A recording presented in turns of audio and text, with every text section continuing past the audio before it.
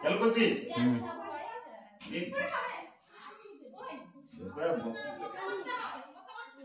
বিশাল ঝামেলা হয়েছে।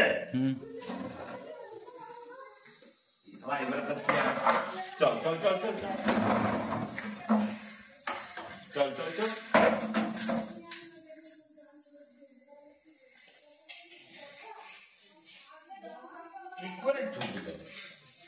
হয়েছে। এটা কাদের বাড়ি?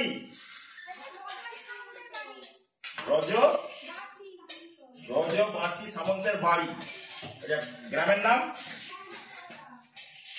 ছয়লা, দাসপুর কিসমত ছয়লা। দেখতে পাচ্ছেন একটা ডাঁড়ার সাপ, মানে ঝামলা সাপ আমরা যেটাকে বলি। কিছু নেমে যা, তুই নেমে যা একদম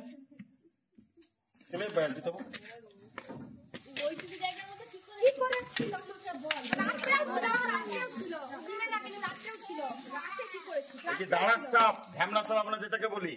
এই সাপ কারো ক্ষতি করেনি, এই সাপ বাড়িতে থাকলে ভালো। তুই নিচে যা, তুই নিচে যা। এরা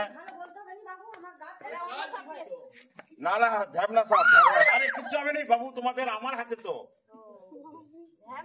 এই সাপটা মানুষের উপকার করে, ইঁদুর খেতে বাড়িতে এসেছে, ঠিক আছে।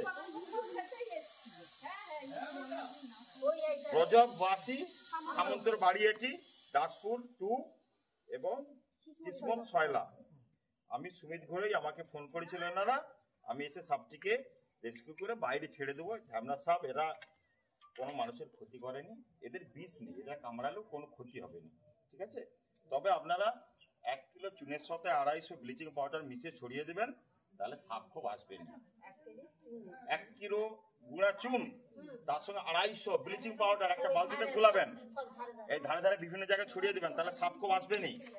আর ন্যাপথলিন জানেন, ন্যাপথলিন বাড়িতে বিছানায় বিভিন্ন জায়গায় দিয়ে দিবেন, ন্যাপথলিন দিলে সাপ আসবে না। আর মশারি টাঙিয়ে অবশ্যই শুবেন, মশারি টাঙিয়ে অবশ্যই শুবেন, মশারি চালিয়ে দিবেন এবং ভালো করে দেখে নেবেন, কারণ এখন শাকাবটি সাপ, ওই কালচিতি কালাক সাপ যেটাকে বলি, ওই সাপ প্রচুর আসছে।